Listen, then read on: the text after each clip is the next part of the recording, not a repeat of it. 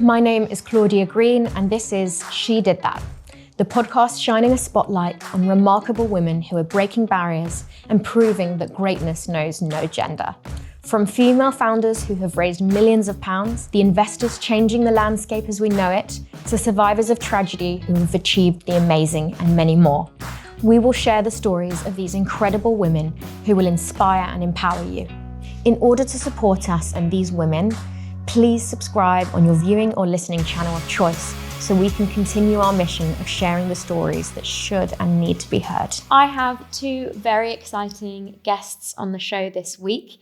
They are two female co-founders who have recently raised their seed round, and they have built the world's first cancer survivorship digital clinic.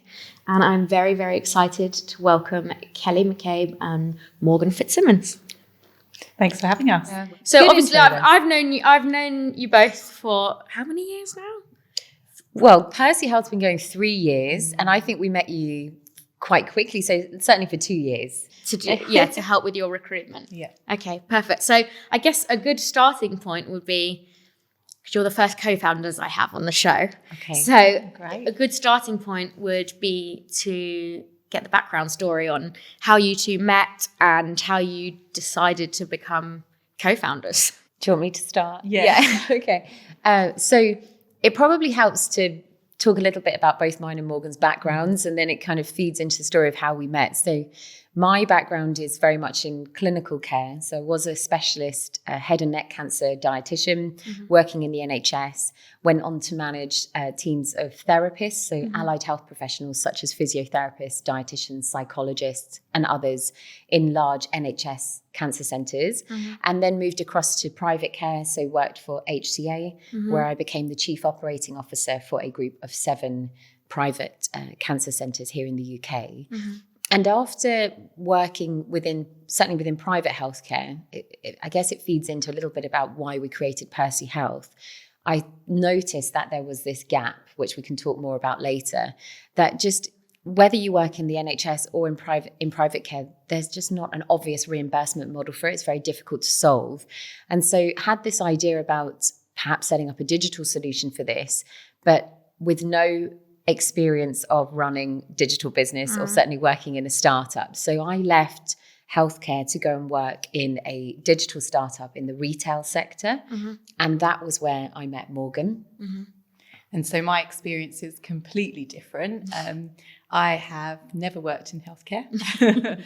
I worked in digital marketing, and I started initially in agency side, so working for really big direct-to-consumer brands, so Microsoft and so on, and working on digital innovation. And as social media came on the scene, really growing communications and growth for those businesses.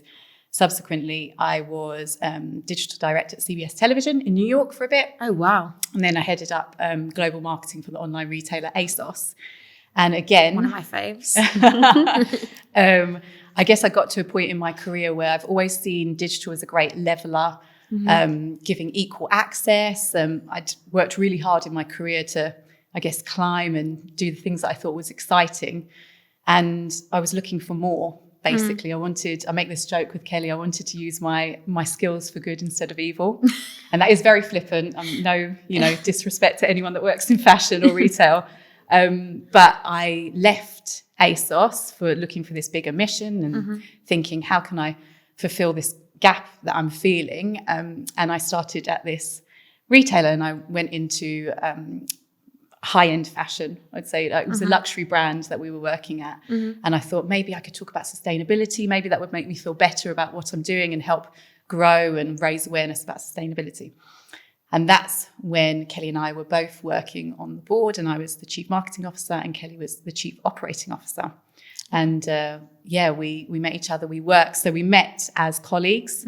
And so actually, I think we might talk a bit about our co-founder story, but there was a real mutual respect there, which I think really helped. It wasn't friends who thought, let's start a business together because we get on as friends.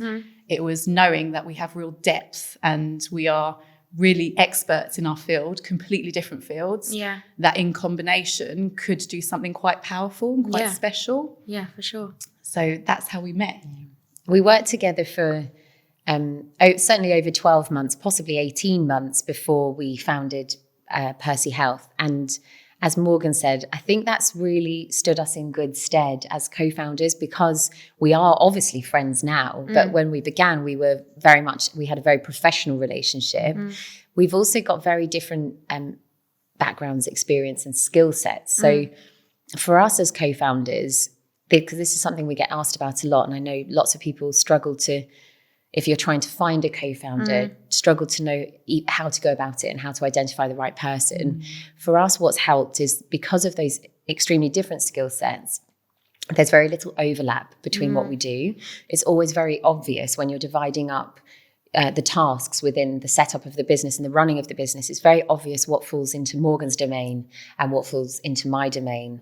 And therefore, there's very little conflict there. And similarly, we approach problems from a completely different perspective.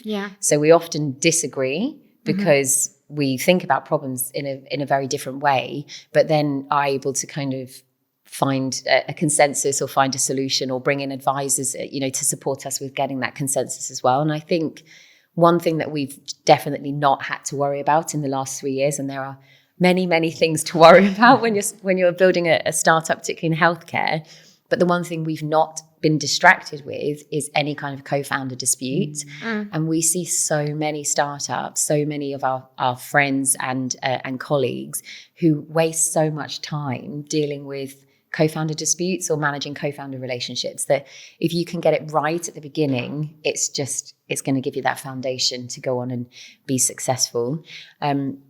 When I approached Morgan, because this idea of trying to solve a problem for people living with and beyond a cancer diagnosis obviously stems from my clinical background, but I knew that Morgan's take on how we build that into a kind of digital experience was going to be incredibly valuable. And when I approached Morgan to kind of consider the idea, she always jokes, because we've been going for coffee regularly, kind of our download coffee every Friday morning. And one day I said to her, I've got this idea, I'd like to talk to you about it. And I prepared a PowerPoint deck. Oh my God.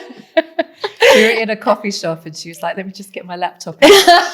And then it was so professional, as in like she had this presentation and she took me through it. And if you just refer to slide 3. Yeah, I was like, wow. Taking it really seriously. And Morgan, though, obviously loved the idea, said, let me take this away and think about it. And then her response, which I think there's some good learning in this, even though at the time I was a little taken aback, I think there's great learning in this.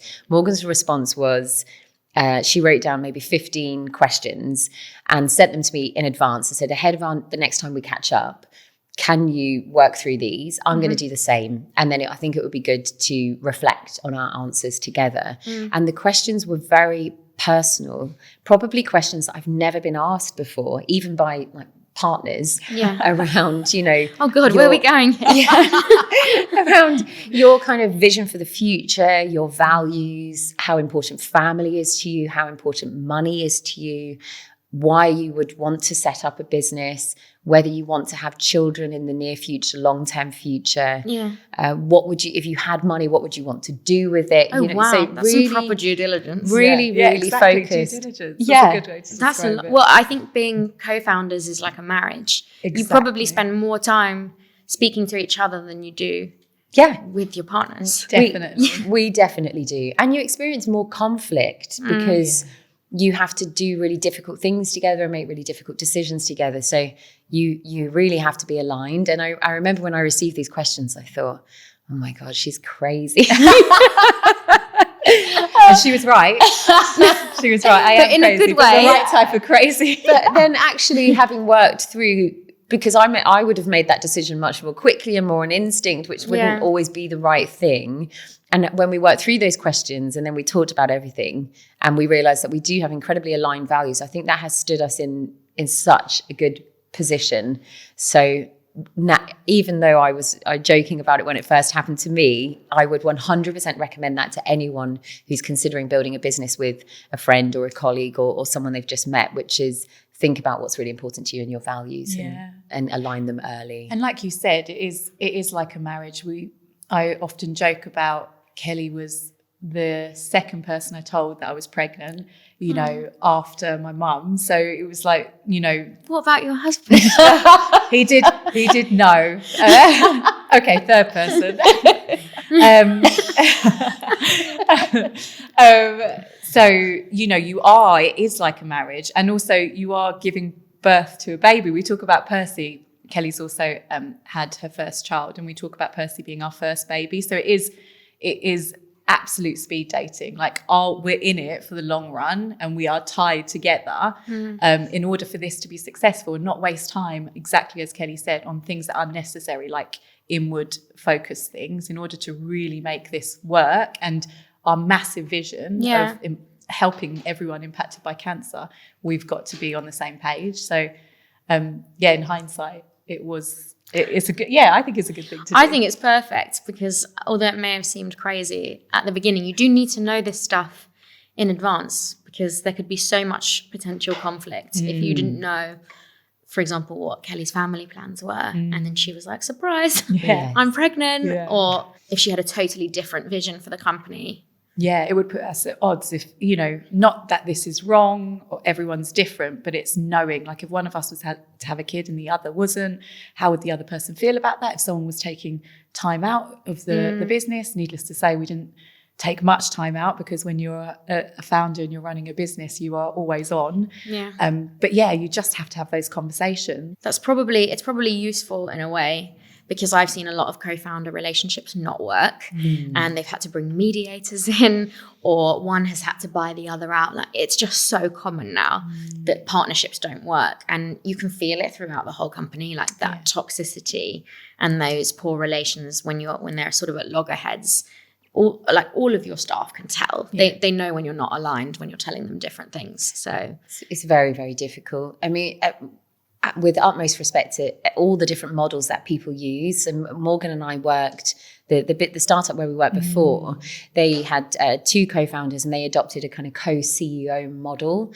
And we, as part of the leadership team, I think realized that perhaps there were some learnings from that having two founders with kind of the same role and very blurred lines, and not always knowing who was making the decision, was hard on the leadership team and the rest of the wider team. And so we made a decision really early on that one of us would be CEO. So I'm the CEO, Morgan's Chief Experience Officer. Ultimately, we make decisions together. Yeah. But at least the team knows that there's somewhere where the buck stops, and that we have different roles and responsibilities. And I think that's been really helpful for us. I don't know how people manage to do it without a co-founder. And I think particularly, and maybe we'll talk about whether there are differences of being a female founder or not, but particularly as females, I wouldn't have been able to do this without Morgan. And particularly as we have ended up having children throughout the time that we've been growing Percy, you know, when I was off having my baby, Morgan was holding the fort, and vice versa. And I just don't know how we would have done that as solo founders. And if you weren't each taking turns doing it, and only one of you were doing it, then maybe there could have been a little bit of it's very easy to build up resentment. If someone's off for months and months, and you sort of running the business well, you might think, oh, do I need them?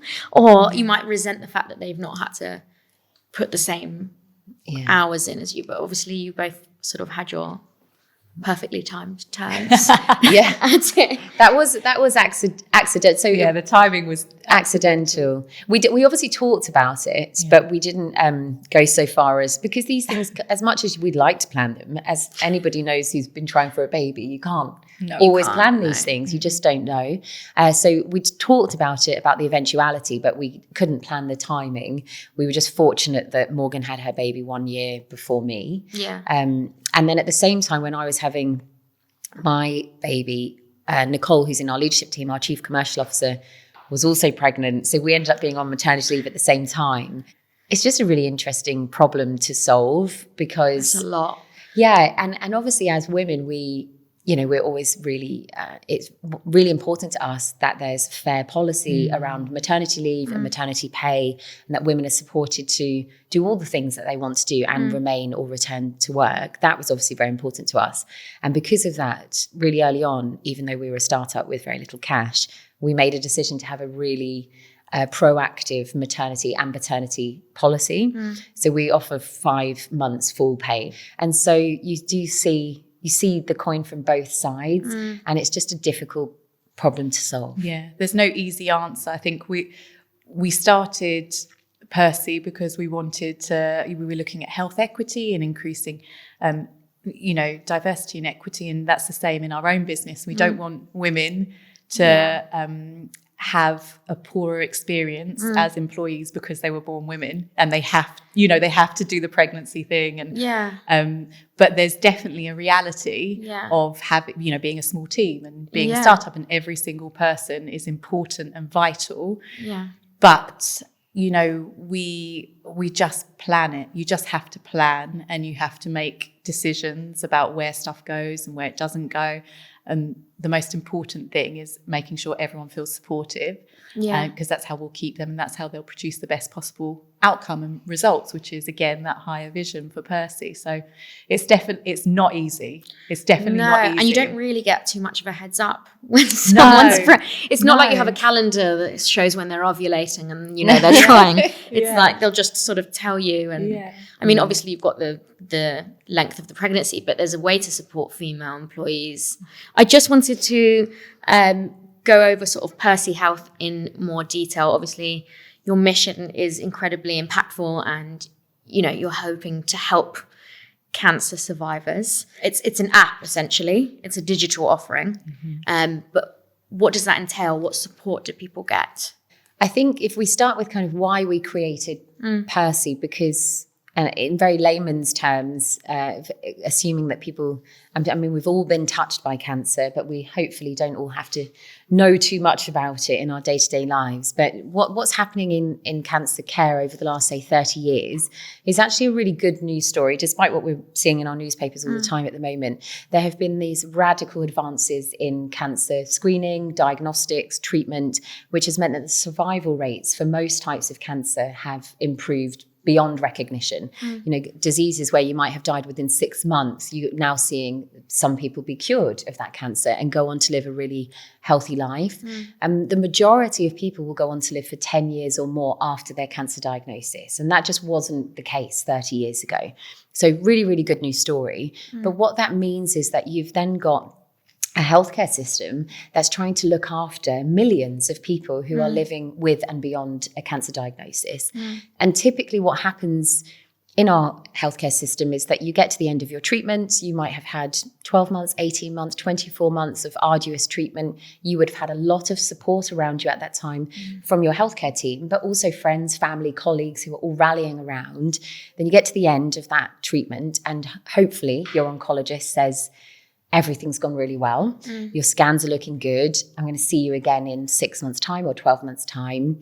And at that point, your access to your healthcare team drops away. You are typically referred back for follow-up via your GP most of the time. Your friends and family sort of celebrate the fact that, gosh, I'm really glad that's over and let's not talk about that anymore. And you might start thinking about, how do I get back to work? And, how do I deal with the fallout of this kind of life-changing diagnosis? And there really isn't a great deal of support available at that point. And it's a really common theme.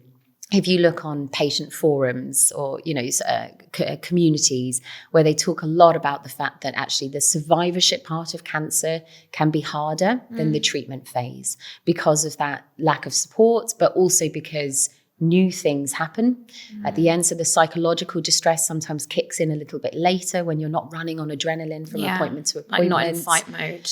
Absolutely. Your relationship with your closest friends or husband, wife changes, parents, so on. So, there's a lot of reevaluation about your life that happens at that time.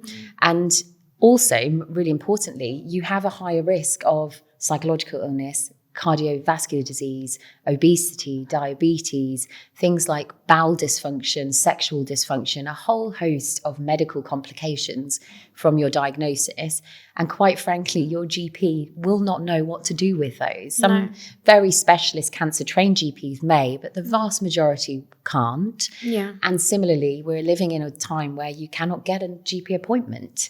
So and oncologists are so stretched that they can't go through all the aftercare and possible side effects because they're so busy with clinics. There's published data that there's a 20% decrease of oncologists. So not only are we seeing oncologists decreasing and needing to do more, and there's less of them, but also published data about GPs. I think it was 79% of them feel unable to support specifically people with cancer because of the complexity of their side effects. So there's literally nowhere to go. And I think it's a challenge that's exacerbated by what's happening in our healthcare system currently, because for all the right reasons, and I fully support this, actually where the focus and the financial resource is being directed towards when you look at cancer, and this is absolutely correct, by the way, I totally agree with this, is in rapid diagnostics and getting people to start treatment earlier. So if you can diagnose people earlier and you can get them on treatment quicker, you improve the outcomes, right? And that's obviously needs to be a huge focus right now at a time when we've got waiting times longer than they've ever been in the history of the NHS. However, that means that resource then directed towards people living healthy lives after cancer diagnosis is very, very limited. And so that was the problem that we set out to solve. And the way that we do that, and Morgan can talk more about the digital experience. So we are a digital business. We have a virtual clinic, but we very much believe that this needs to be human-led. So the complex nature of living after a cancer diagnosis means that ultimately it can't all of that care can't be delivered via an app. You will need at times to speak to a caring human expert who really understands what you've been through and can give you the right guidance. So what we do is we've aggregated a community of allied health professionals. So not doctors, but cancer nurses, dietitians, physiotherapists, psychologists, menopause practitioners, lymphedema practitioners, psychosexual therapists, all of the cancer specialist allied health professionals that might be needed to manage the long-term consequences of a cancer diagnosis. We've brought them all into one community. They work together as a multidisciplinary team, and they deliver their clinics virtually through our platform. And the member, when they come to our platform, has a personalized dashboard.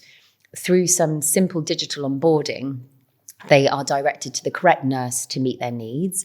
That nurse then creates a personalised care plan. And within that care plan is included referrals to that network of professionals. So do you need dietetic support? Do you need psychosexual support? Whatever that looks like, as well as our own resources, as well as signposting to local community charities and other support available. So really a one-stop shop for anyone after a cancer diagnosis or caring for someone with cancer to get the support that they need. I mean, that's huge, because probably previously it was people going on Reddit and saying, what should I do? And I think they probably don't factor in those side effects.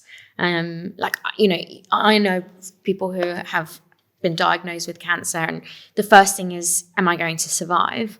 How do I fight this? They don't necessarily think about, they're just trying to survive. They don't necessarily think about the after effects of cancer, and there are so many. Yeah, it's incredibly complex. And what we found from speaking to lots of people impacted by cancer, because when we started, obviously we wanted to make sure we created something that fit the needs and wants of the people impacted. So we did lots of research and interviews, and basically what we were seeing is it was really disjointed. So lots of people would go to Google, because where do they go? They can't go to their GP. They can't access their oncologist, who, by the way, is also not specialised in these symptoms, very, very specialised in the cancer and the treatment, but not the side effects necessarily.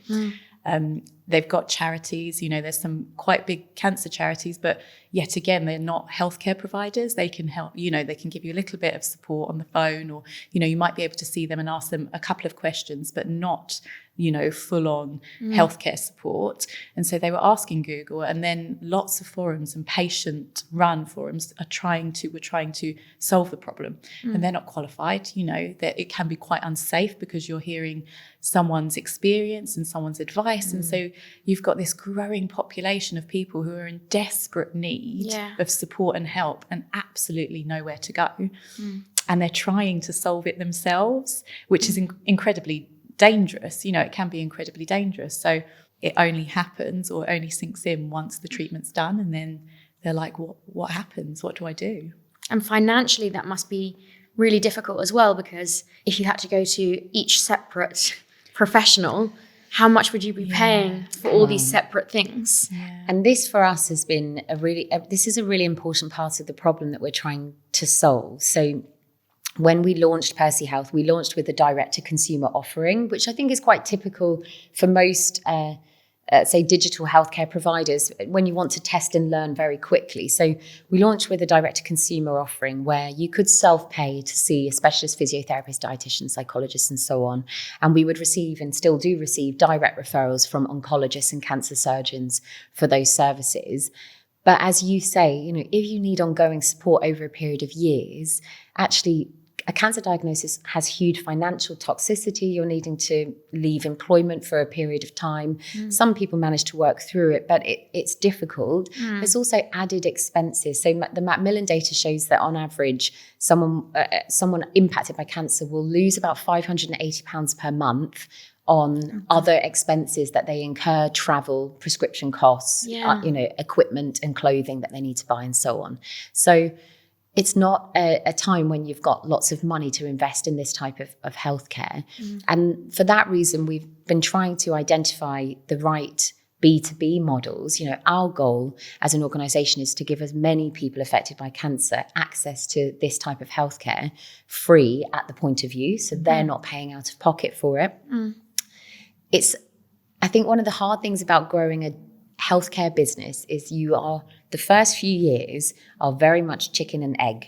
So in order to get B2B, businesses to pay for this care, and what we're describing here are people like health insurers, the NHS, income protection insurers, or large employers, for example. They will pay for healthcare when you have an evidence base to demonstrate that it lowers healthcare costs or improves outcomes, or hopefully both.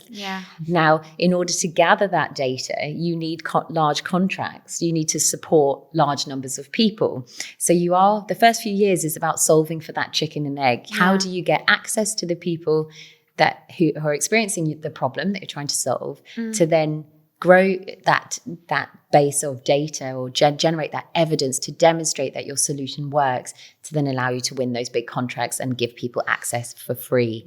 And that's very much where we are. We're still in that stage. Struggle we're in. Yeah, I would say we've got an incredible research team. We've got a large number of incredibly experienced clinicians that work within our organisation. We're very much a clinically led organisation, and we're constantly generating evidence and gathering that data. But it does take time, and you have to also consider how you stay alive as a business and keep your runway going whilst you generate the evidence. So it's not an easy space to try and innovate in. It's interesting that so many employers offer life insurance. And so it's not that people are avoiding morbid subjects, because it is important, for the partner you leave behind, the children. A lot of employers will offer life insurance.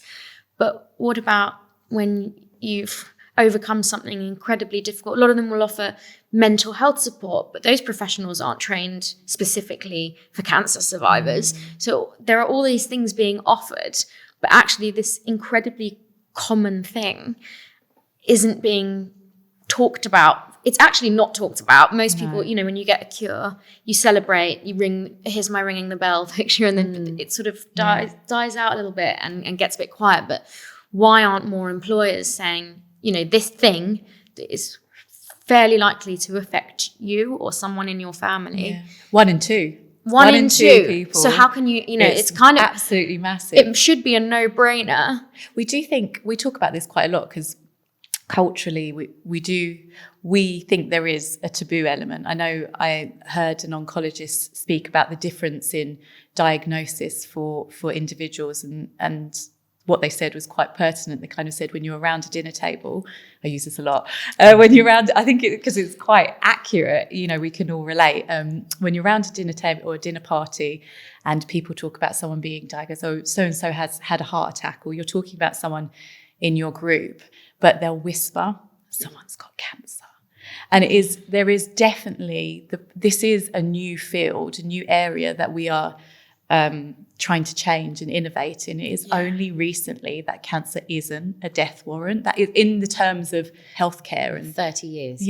Which is relatively recent. So there is a little bit of changing the way. It's still an incredibly terrible thing to go through. You know, it is, no one's saying it's easy at all, but more people are surviving, and we have to look after those people. There shouldn't be, you're lucky to survive, now keep carry on with all of the side effects because you're one of the lucky few. That's not true, and it's also not fair. No. So yeah, there is a slight, which is tough as well when we're having conversations. There is a little taboo element when we talk about menopause and talk about mental health and what's happened in those spaces. That's taken quite a few years.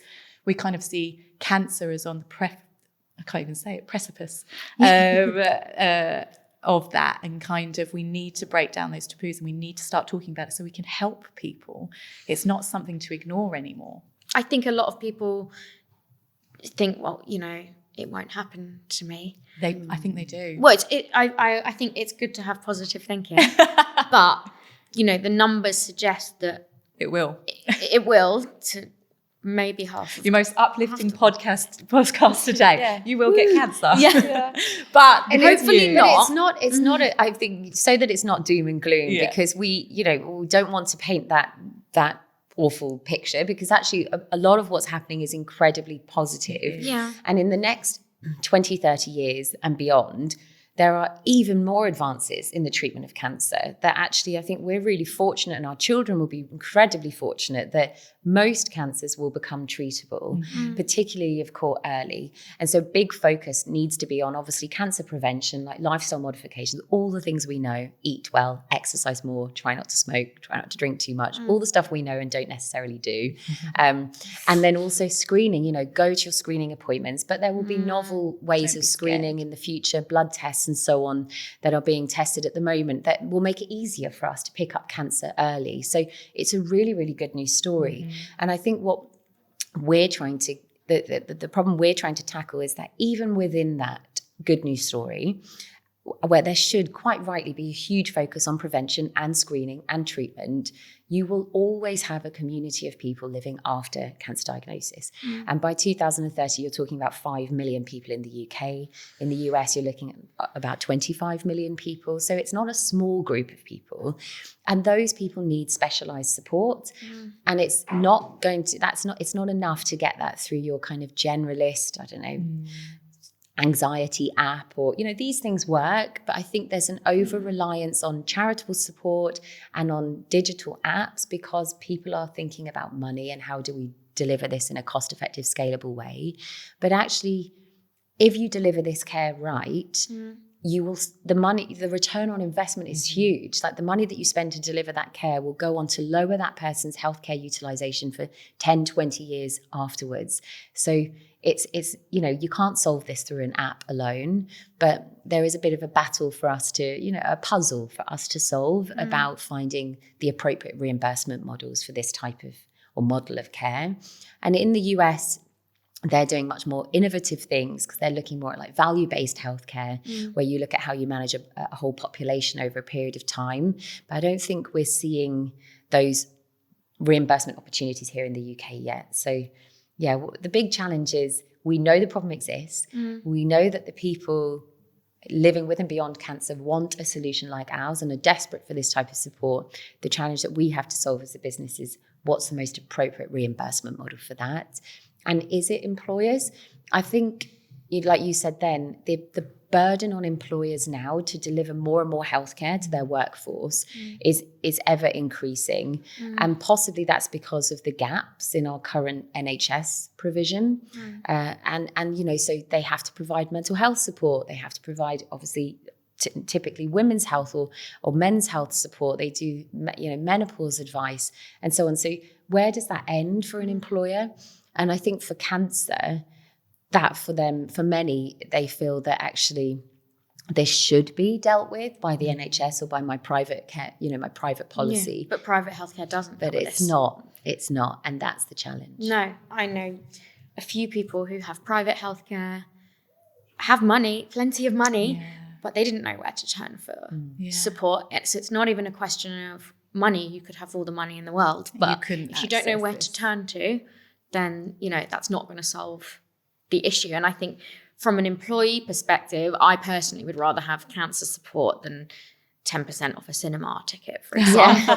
Because it's like so prevalent, these like it's hard. Big perks and benefits. Well, I say big, but they're quite insignificant in the sort of grand scheme of things. Yeah. And there are equally a lot of employers will place importance on life insurance, health insurance, and sort of do the tick box exercise of how do we cover people. But actually there's this thing that if you don't get an all-in-one solution for it, if you pay individually for these things, if you even know who to go to, it costs a fortune. It costs an absolute fortune, and the employer won't be able to support properly. So you're kind of, with the best intentions, if you're trying to support an employee living with cancer, then you might actually physically just not be able to support them with all the individual people they would have to consult and methods, because there's a lot, because there's image consultants as well, isn't there? Yeah. You know, like all sorts where'd you of buy things. a wig? Where'd you there are things like, you know, you just don't think about. I went with a friend, his mother had cancer, and she was choosing a wig for her. She said she doesn't know what to do. She doesn't know where to buy a wig from because people don't know. No. And wigs alone can cost thousands of pounds, you know, and these are things that you don't always factor in. I think that it's going to be an interesting time to see what happens and how these models change. Our solution is just one solution. There are other people developing different innovative solutions in cancer care. There are like digital apps that connect you more closely with your cancer team during your treatment, so you can report side effects and symptoms from home rather than having to wait for between your appointments or perhaps even turning up in A&E because you've had symptoms that aren't working. Symptoms that aren't being addressed. So there's a lot of innovation happening, and I think, you know, I really want to paint the picture that this is a good news story, and you know, people shouldn't be afraid of that. I think the taboo does still exist, but it's getting better. And the main thing is just that we all go and attend our screening appointments as regularly and routinely as we can, and don't be scared to talk about it.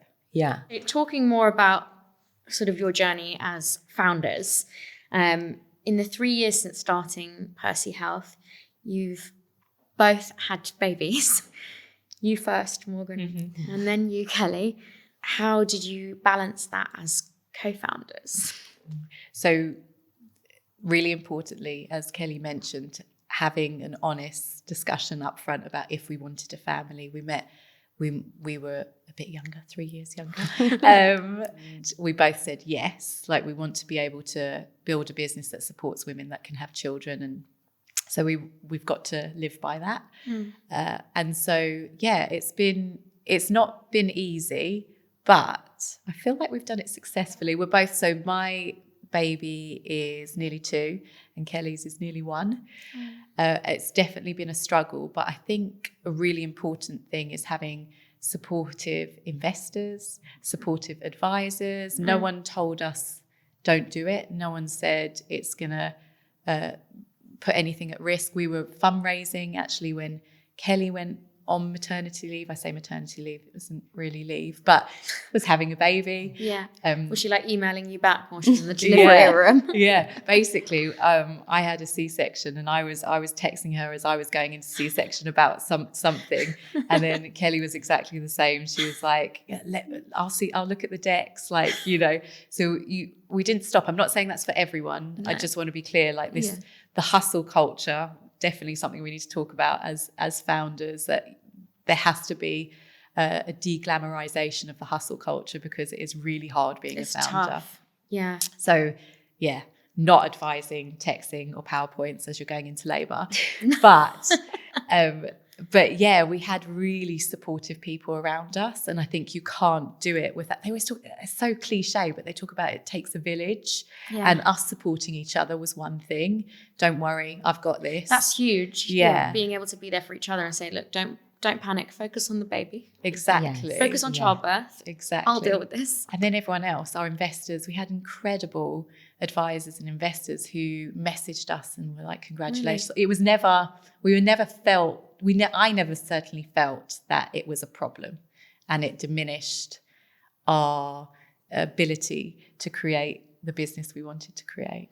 I was going to ask, raising investment full stop is difficult. Raising investment as a female is extremely difficult. Raising investment when you're pregnant. As a pregnant female, we just want to make our lives really hard. You just really want to go like the complete, not even 1% there. We're going to really make it difficult. I would have been about 30 weeks pregnant when we started our most recent fundraise. And that was that Series A? So it was seed. Okay.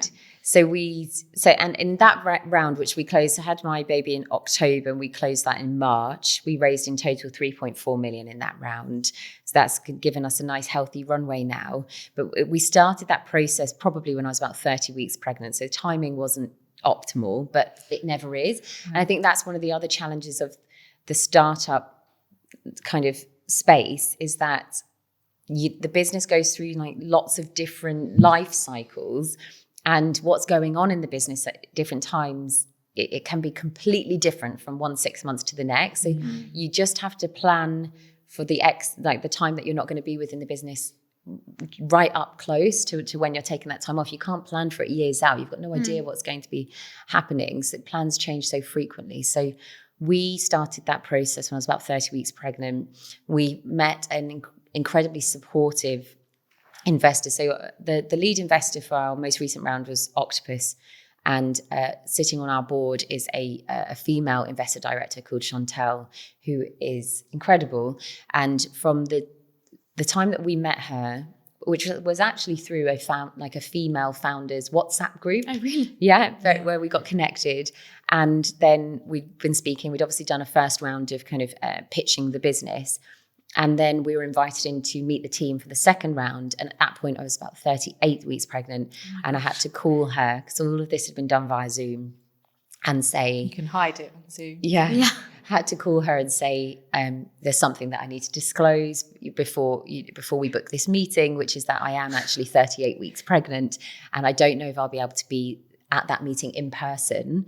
And, I was quite nervous about making that phone call. We'd had experiences previously with less supportive investors where that would have actually ended the conversation.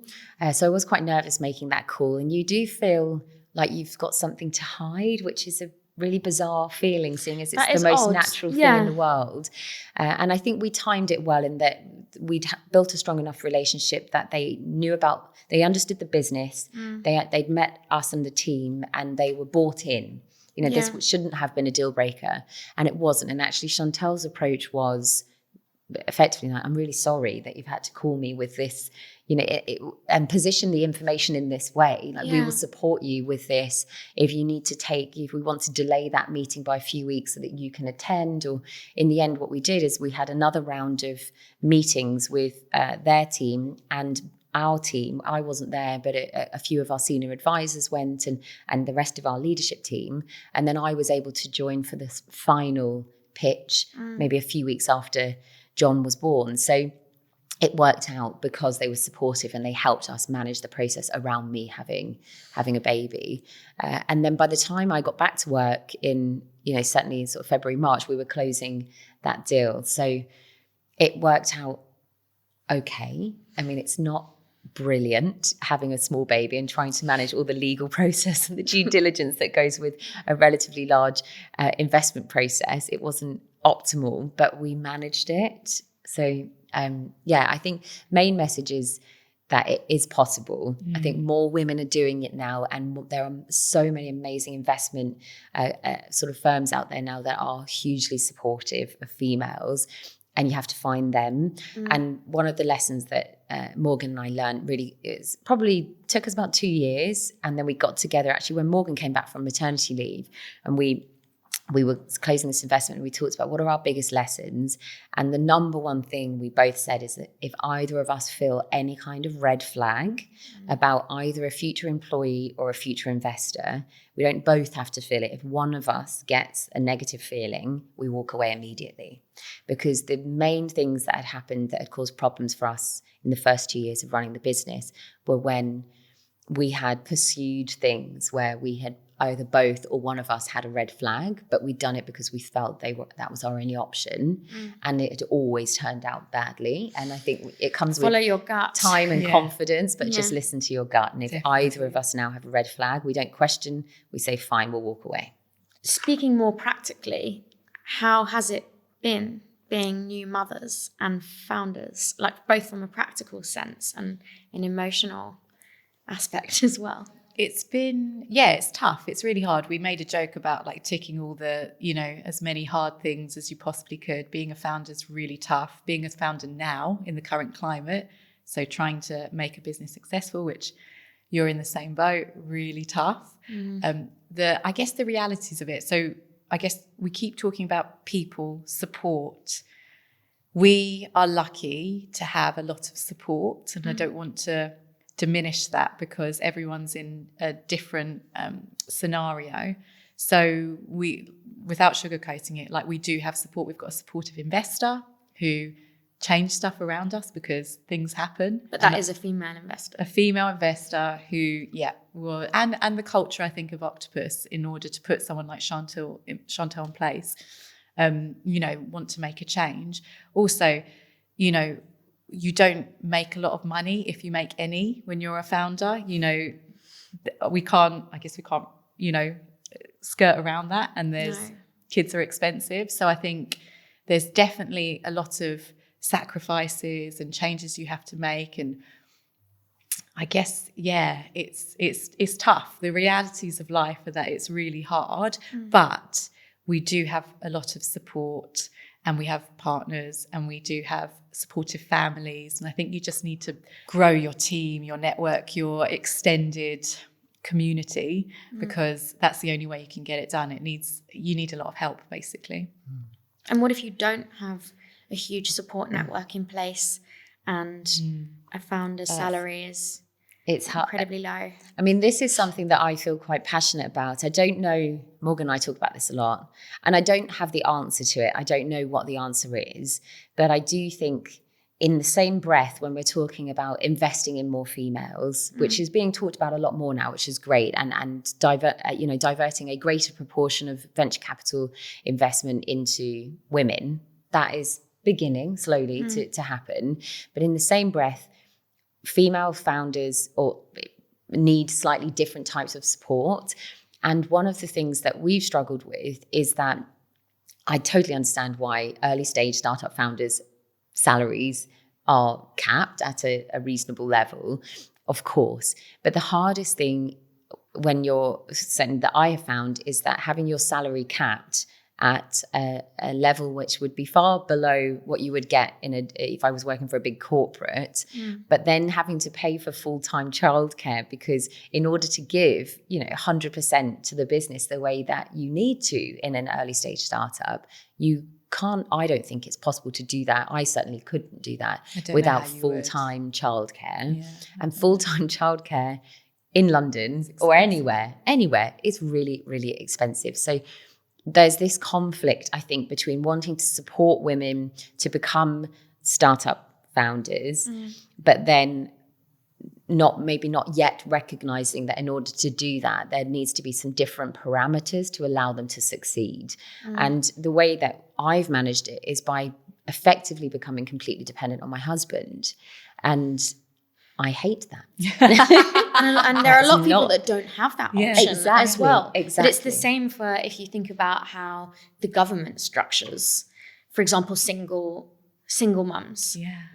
You get a benefit every year, but most mothers or any sort of single parent that is on benefits can't go back to work because they will never earn as much as their benefit is. It's taking people out of the workforce. So actually the government are having to pay more money for benefits, and they're, instead of sort of supporting people back into work to become meaningful taxpayers in the future, there are a lot of people, and I've spoken to a lot of single mothers who can't go to full-time work, even though they really, really want to, because they wouldn't be able to afford to feed their children. No, exactly. And that sounded, and that might have sounded like I was being negative about my situation. I see actually I wouldn't be able to do this without that support.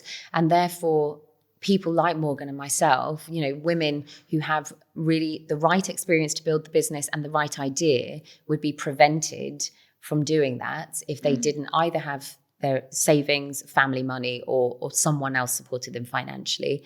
And I do think that needs to be considered. I don't know what the solution is, but it's certainly it feels a bit unfair currently. It feeds into that diversity, I guess, isn't it? Diversity and inclusion as far as founders and investment, because there's also a little element of class, I guess, or not class, but if you don't have money, then you can't build a business. That's you just have to look at the statistics of who found, what founders are getting investment, whether they're male or female, whether they have families yet or not, and they kind of speak for themselves. When we were starting out, it's in our sort of pre-seed investment, so very, very, very early on, we got asked many, many times, well, how much of your own money have you invested in the business? Yeah. And I always found that question interesting because, my career, the vast majority of it had been in the NHS. My salary wasn't huge. I don't have any inherited family wealth. And I'd been living as a single woman in London for a number of years. So, I wasn't sitting on sort of millions of pounds. Yeah. And Morgan's situation was similar. And so we felt like we were you couldn't invest in us because we hadn't invested our own money. But again, it's that chicken and egg. What we had invested was all of our time and our reputation, and we'd left big careers to go and set this up, and we'd also garnered a huge team around us of specialists. So I felt like we could justify it based on that, but we were still asked regularly, how much of your own money or your family's money have you invested? I get asked that a lot as well. It's interesting. The main question I get as a female is, did your dad help you? Oh, wow. Did your dad help you start your business? And I said no. So emotionally, yeah, hugely. But financially, no. I didn't take a penny of investment, but I think that's the struggle. I think just to finish off, what are your long-term aspirations for Percy Health? So we've got big, big dreams, big, big goals. But at the moment, we are the world's first virtual survivorship clinic. And we plan to be the biggest. We want to make sure that, we started because of health equity. We want everyone to have access to this support and care that they deserve to get. And we often talk about it being a necessity instead of a nice to have. So it should be a core part of your treatment pathway. Yeah. So we're struggling right now with how we make that happen, as far as how do people pay for it? How do we build it to be as big and as impactful as it can be? But we do want to grow globally. We do want to make sure that we are the number one place where survivors get the support they need. I don't know if you want to add anything. No, I think that's it. It's just growing access to the support and services as much as possible, growing our data, demonstrating that this lowers costs, improves outcomes. I think, although we talk about whether this is part of the long-term strategy or not often, for me, it would feel like a huge sign of success if we were able to embed some of this care into an NHS setting, because, we've both grown up in the UK, we use the NHS often. It feels right that this type of care should be part of a traditional cancer care pathway within the NHS. So if we are able to find a way of getting that NHS care reimbursed and changing outcomes for people being treated on the NHS, that for me would feel like a huge win. Yeah, and you could help everyone as opposed to a select few. A select few, exactly. Well, thank you so much for being here. I'm rooting for you. Watch this space. Thank you so much. Thanks, Claudia. Thanks for inviting us. Welcome. Thank you so much for being here. That's an awkward silence. I was thinking, what am I meant to say? Yeah.